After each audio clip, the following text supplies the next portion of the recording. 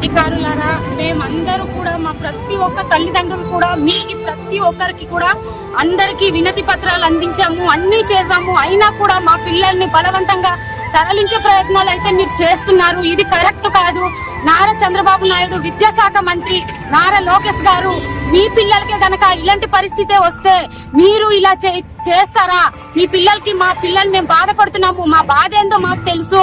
మీరు ఐఏఎస్లు ఐపీఎస్లు ఉండి మీ పిల్లలకి మంచి మంచి చదువులు, కార్పొరేట్ స్కూల్స్, మంచి స్కూల్స్ లో చదివించుకోగలరు. మా పిల్లలకి మేము ఉన్న ఒకే ఒక్క స్కూల్ మాణికవలస స్కూల్ సార్. అయినా కూడా ఆ స్కూల్ ని మాకు కాపాడుకోవాలి, మా స్కూల్ మా హక్కు, అది మాది అని మేము అంటున్నా కూడా మీరు బలవంతంగా మా పిల్లలకి అయితే తరలించే ప్రయత్నం చేస్తున్నారు. కాబట్టి దీనికి మేము అసలు ఒప్పుకోం సార్. ఏదేమైనా కూడా మీకు ఐఐటి నీట్ కోచింగ్ సెంటర్స్ వేరే చోట పెట్టుకోండి అని చెప్పినా కూడా మీరు బలవంతంగా మా పిల్లల్ని తరలిస్తున్నారు సార్. ఇది చాలా దౌర్భాగ్యము. ఆడాలంతా ఏడుస్తూ, మొగాళ్ళు కూడా అందరూ బాధపడుతున్నా సరే మా పిల్లల్ని ఇబ్బంది పెడుతున్నారు. ఇది కరెక్ట్ కాదు. తక్షణమే మీరు ఇది విరమించుకోవాలని మేము కోరుకుంటున్నాం సార్.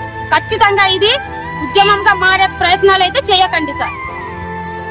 నమస్తేనండి. మేము దీక్షలో కూర్చొని 16వ రోజు అయింది. మా మాణికవలస పిల్లల్ని అయితే మీటింగ్ లో పెట్టుకున్నాము, ఒక వినతి పత్రాలు ఇచ్చాము.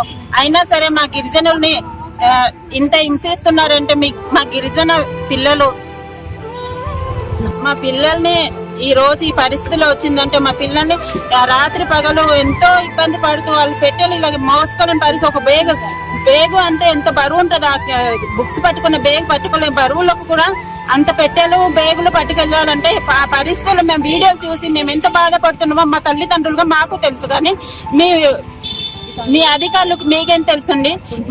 కొంచెమైనా మా ఉసురు కొంచెమైనా ఉండాలి. మా ఉసురు పోసుకొని మీకు మీ పిల్లలకి కూడా తగిలేటట్లు మేమైతే అనుకుంటున్నాము. మా ఉసురు ఇంకా మా గిరిజన ఉసురు ఇంకా మీకు తగలాలని మేము కోరుతున్నామయ్యా. నమస్తే అని బాధపడుతున్నారు చూడండి, ఒక్కసారి చూడండి మా పిల్లల్ని. మీ పిల్లలకి